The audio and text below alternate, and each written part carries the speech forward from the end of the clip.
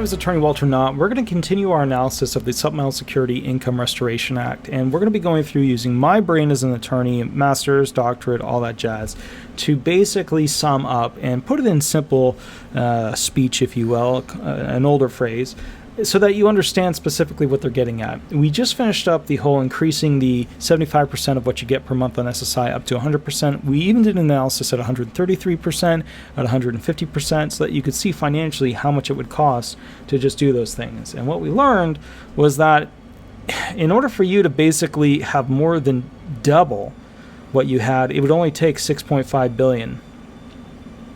Right? And the crazy thing about that is that and that's on a monthly, just to understand it. But the amazing thing about that is that when you add that up, right? If you take 6.5 billion and you multiply it by 12 to get to your yearly, annual, yada yada, it's still not that much. And that's the crazy thing is that, and that's not even just what they're trying to do on this SSI restoration bill. That's doubling that's actually more than doubling what you get right now. So we're going to go through the next part of this. Here we go. Increase the amount of money an SSI recipient can receive from other non-employment sources, such as Social Security or a pension, without suffering a dollar-for-dollar reduction in SSI benefits from $20 a month to $128 to reflect the increase in the cost of living. This is called the General Income Disregard and needs updating because today's $20 is equivalent to $3 in 1972. All right, why is 1972 relevant? That's when Nixon passed the bill. Why is $3 relevant? Because it's super, super low. But $3 back then was worth a heck of a lot more than it really is worth now. Well, so basically it's saying $3 back in 1972 is equivalent to $20 nowadays.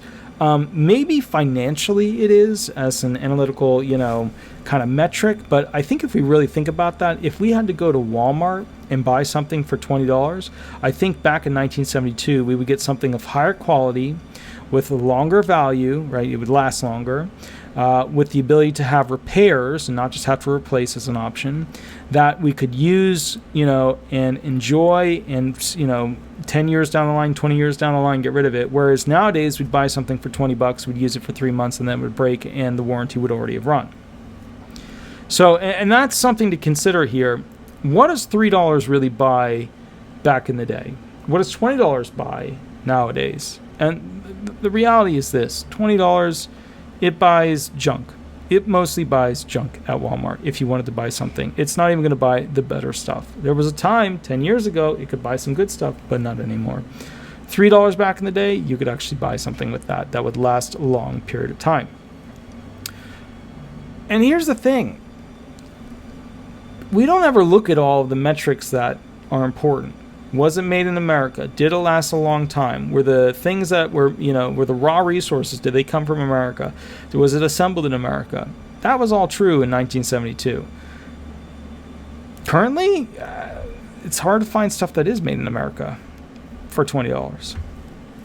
All right, so increase the amount of money an SSI recipient can receive from other non-employment sources such as Social Security or a pension. What they're saying here is that they don't think people should be penalized for receiving other income from other programs. And the way it usually works is, you get $20 that don't count and $65 also through another thing that doesn't count. So usually we look at it as like $85 don't count for the initial calculations. And then the other thing we look at is for every $1 or every $2 that's earned above that, they take away $1 from your benefits. So if you're getting your $7,994, for every, so let's see, you're at your $85, then you get another $2 on top of that, right? So then that means if you get $2 on top of that, right, so now you're going from 85 to 87, right?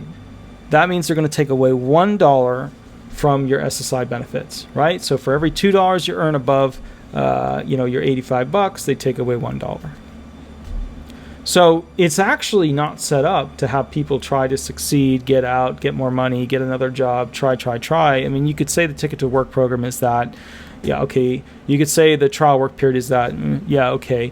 But that's not going to help with this whole Social Security or pension idea, right? To be able to have additional funds coming to you. I mean, the pension idea, why not have a pension, that's coming from a corporation or a local county government or state government or whatever. Why not have a pension? It's just going to boost them.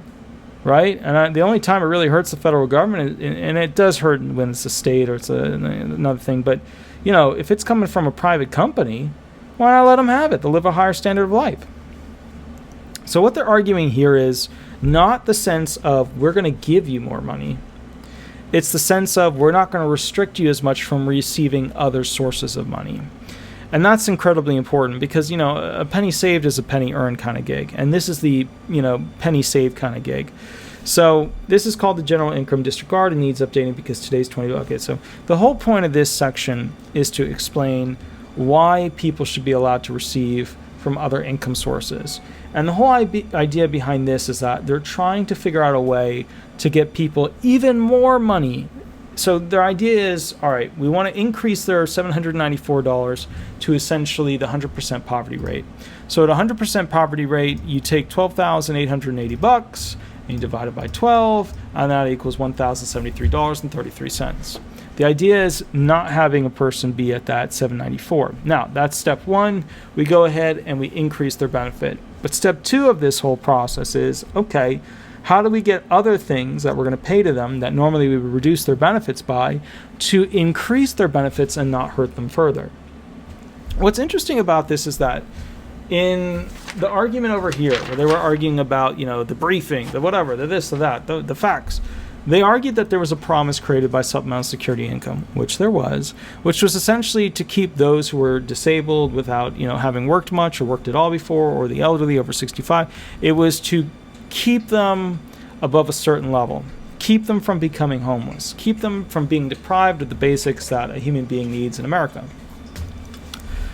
So the idea was a really valuable one as a modern day society.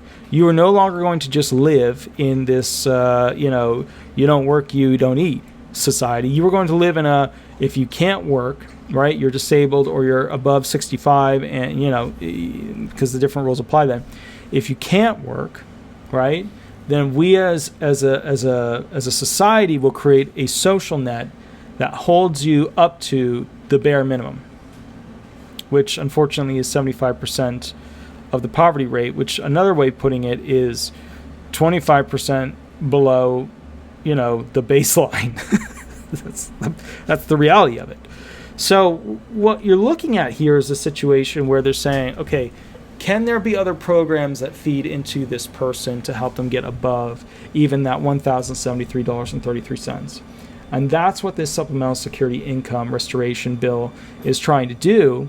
It is trying to recreate the promise, stamp it into stone, and as a practical application of that promise, allow people to live at a higher standard. It's still not a high standard, but it's enough to actually exist. Okay? It's enough to be able to afford car insurance. It's enough to be able to afford going on a trip once per year as a very cheap holiday. Think about this. Think about it from this perspective, right? If you're like, oh yeah, but you know what I mean? I don't want to pay for this. Think about it this way. If we don't give people an SSI option, right? And SSI isn't welfare. Welfare is like, you're just giving money to people. SSI is they're disabled or they're elderly, right? If we don't have this option, then what happens?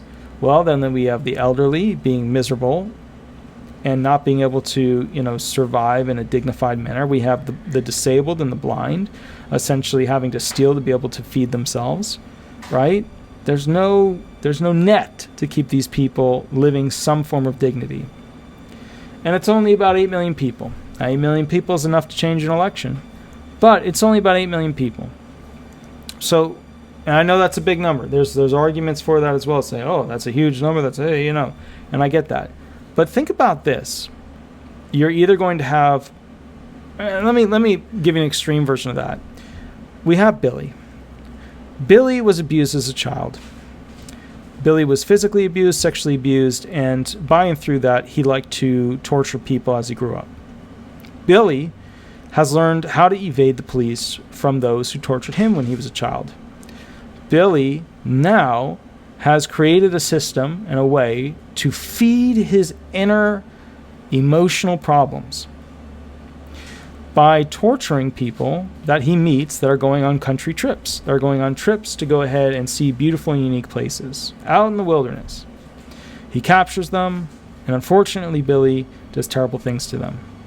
He does this because it's how he can get money, by stealing from them, but also because he did not have the medical insurance needed, Medicaid, to go ahead and get him the medication needed to keep him going in a positive direction, to get the therapy needed to keep him going in a positive direction, to get this all worked on to get him happier, more balanced. As a result, you have Billy. Now you're sitting there thinking, Billy's not that common. I've represented many Billies. I've represented many Billies where I had to sit back and say to myself, all right, there are rules that I have to follow with what I'm supposed to know and what I'm allowed to keep to myself and what I'm not allowed to keep to myself under the attorney-client privilege, like where bodies are and things like that. I've represented those types of people, and I can assure you they do exist, and I can assure you that they are common, and I can assure you something that you don't think about, which is that people who are sexually abused usually become people who sexually abuse others. You know, those child predators, they were usually the victim as a child. And a lot of people don't realize that or think about that. So what I'd like to do is just proffer to you this idea that I think what this bill does is it's not just allowing people to live in a sense of dignity, it's also allowing for those individuals who exist out in America, who are, American citizens, and then of course there's other categories as well, but allows people to go ahead and get the treatment they need while keeping a baseline standard of living.